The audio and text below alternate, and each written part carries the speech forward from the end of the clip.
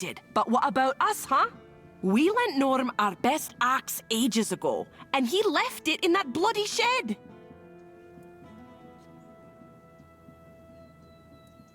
Oh, I tried.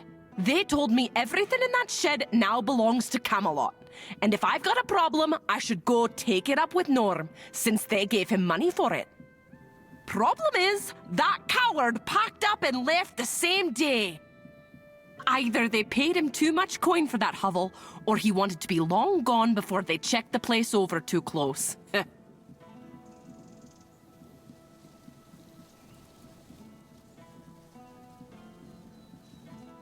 don't know. I don't go poking around in other folks' business. But Norm, he was a quiet one. Kept to himself mostly, though he had a temper on him. Rumor has it a debt collector came to his place once and never came back out. Not that anyone ever found proof that he had anything to do with it, mind you. And it's not like anyone here would shed a tear for one of those leeches. But it could all be hogwash. Maybe the fellow just got eaten by something out on the road. We'll never know. Nah, they bolted it shut and took off. No clue if they're even using it. But if I tried to get our axe back and they caught me, they'd throw me in for theft. For theft! Can you imagine? Of my own property! Why? Huh. Maybe you do. But I don't trust folks who offer things for free. They always want something sooner or later. We may not have much, but we're honest folk. Bring me back that axe and I'll pay you. Just don't get caught.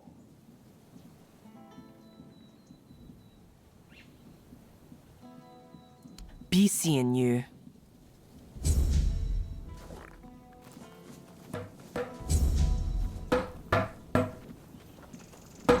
Well, if you want to buy eggs, go talk to the missus. Though consider yourself warned.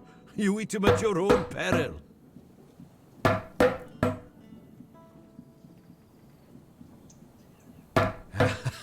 No need to worry.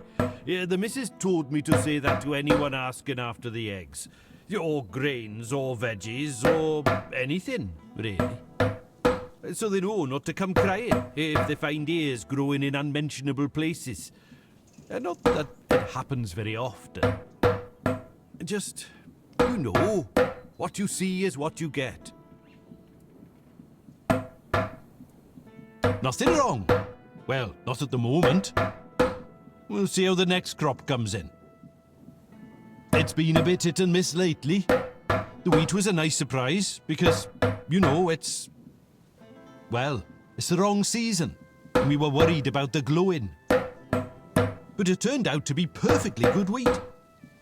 On the other hand, the turnips were not so good. We fed them to the pig as we always do, and it turned her inside out. Poor thing, eh?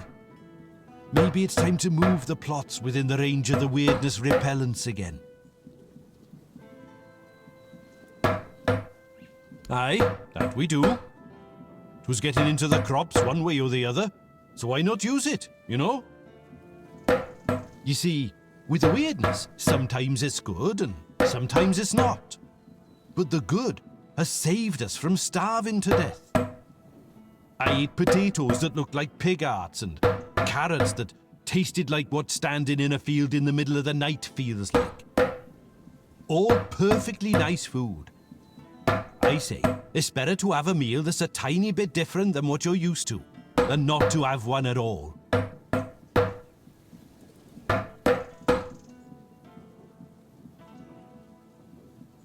Aye, it may be. But it's not like we got a long stretch to live, the missus and I. We didn't want to just lie down and wait for death. And I bet we ain't the only ones. What else are folks to do in this blasted weather? All ready for winter, but winter won't come. And if winter won't come, neither will spring. The last normal harvest came and went ages ago. I'm telling you, if not for the weirdness, we'd all be dead by now. And make my missus a widow? Pah! The whole area's full of monsters, and they sure ain't edible. We tried that once, and, well, let's just say we never tried it again.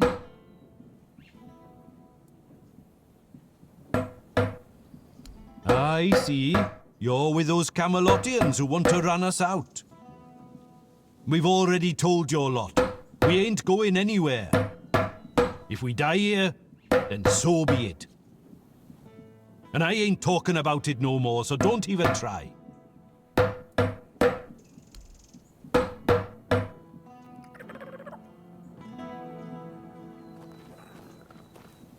You trying to sneak past me?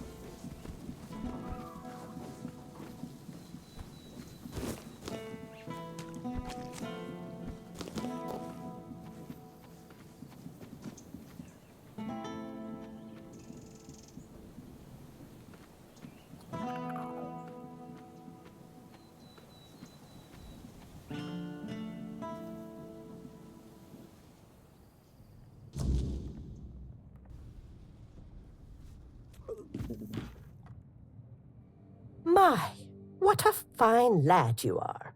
Were I a touch younger, I'd consider running away with you. Reginald be damned. As you should be. I used to be quite the catch back in the day, you know. I didn't make it easy for Reginald to win me over, but he was always a stubborn man. It flattered me, that stubbornness. I should have listened to my mother when she told me a headstrong husband is just as bad as a lazy one. One does nothing, the other wants everything done his way. But I thought I knew better, and now, here I am. Every marriage has its ups and downs, especially one that's lasted as long as ours. We worked hard our whole lives, raised our children right. I had hoped for a little peace at the end of the road, but now they say the weirdness is coming, and my husband insists we stay. I know I don't have much time left, but there are better ways to die than in the fog.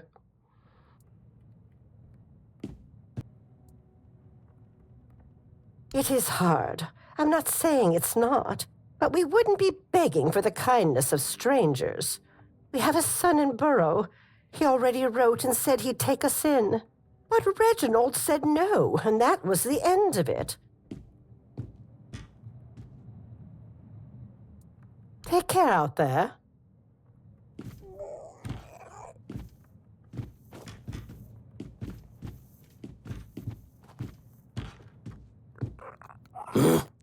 Who goes there? You're not from round here, are you? Whatever you've got to say, I'm not interested. I'm not going anywhere.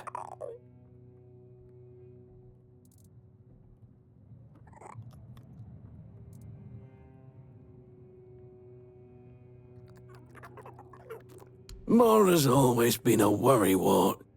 If anything goes awry, it's the end of the world for her. And don't even get me started on the nagging.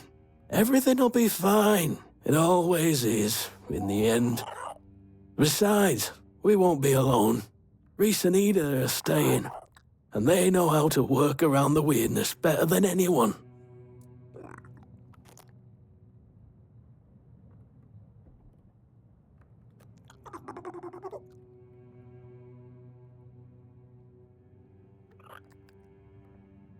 And you've been through many droughts in your life. If you had, you'd know there's nothing simple about them. You just stand there and watch your crops die, praying for rain that never comes, wondering if your children are strong enough to survive this one. And the fat years aren't much better. You grow tall crops, and then you gotta strain your ears for straw children skulking around at harvest, until the weirdness can make work in the land any worse than it already is.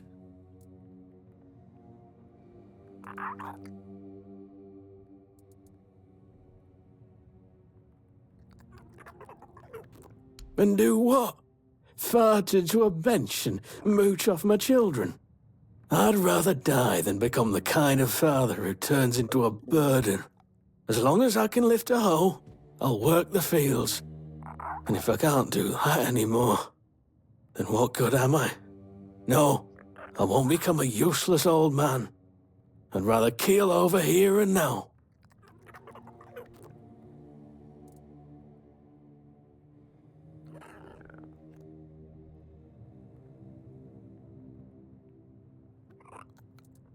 Love?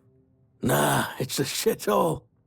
All my life I've watched it turn into a dump, and it only got worse without Lordling at the helm. But I gave everything I had to this land. We've had good years, sure, but we've also had years when we went hungry for days so our kids wouldn't starve. The weirdness, just another storm to weather. Everything'll turn out fine in the long run.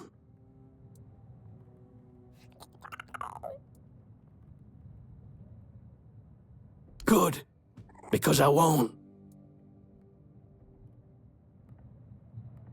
And make sure it stays that way.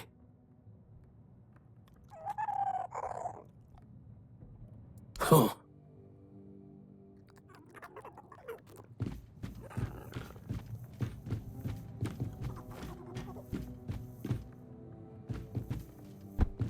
Thought I'd be alone today. It's no use. Truth is, that's a fear we both share. No one has it easy these days. I'd rather our children remember us as we were, not as doddering old fools who showed up and disrupted their lives. If that means dying in the weirdness, then so be it. Thank you for listening. Not many young folk bother talking to old geezers like us. Give me your map. I'll mark where we buried a few things from Reginald's past. They're no good to us anymore, but perhaps you'll find them useful. Take care out there.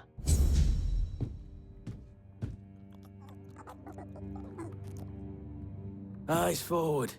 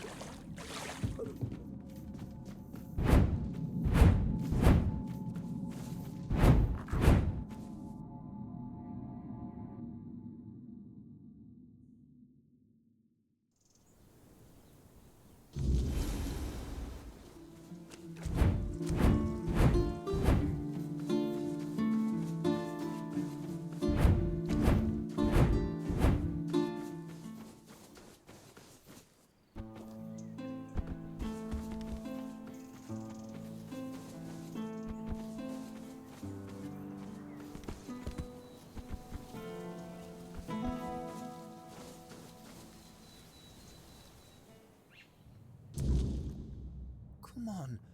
We can't sell Daisy. We're gonna need her.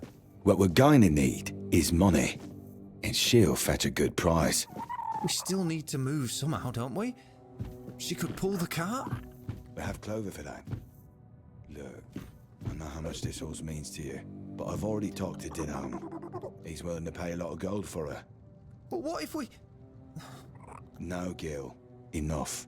We're selling her, and that's that.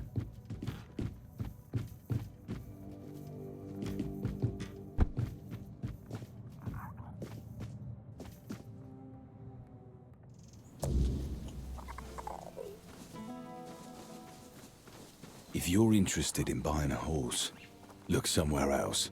This one's spoken for. She'll be going all the way to Camelot.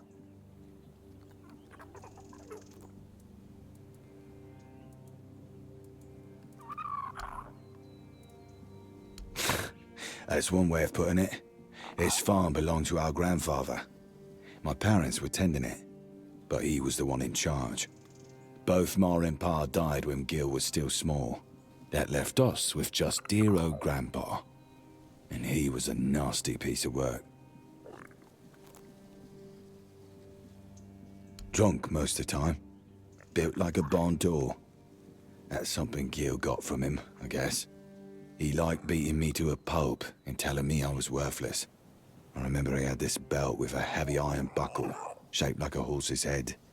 He got it for his service as the master of horses at Warrior's Fair.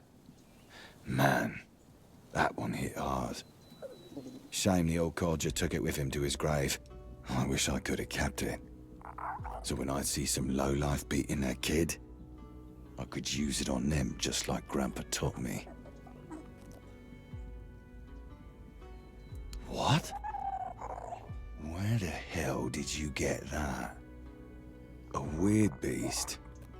So what does that mean? Grandpa got drunk, fell into the well, and got turned into a monster? Ha! That would have been rich. But strange. Gil swore that he saw him walking into the woods.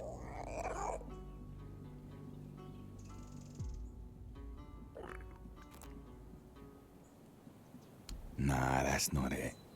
He told me he waited all night, but Grandpa never came back. I was in bad shape that day, so I didn't care either way.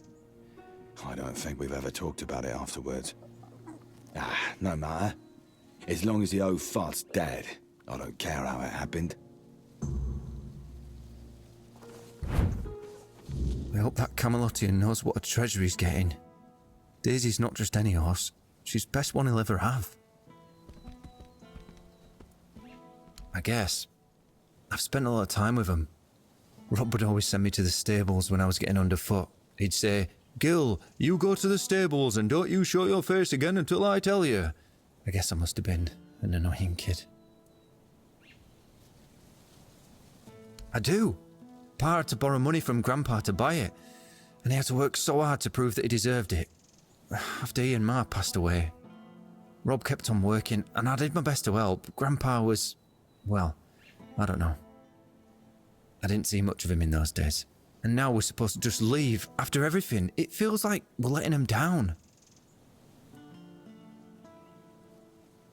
If he was in a good mood, he'd even show me a thing or two around the stables. Though that didn't happen often.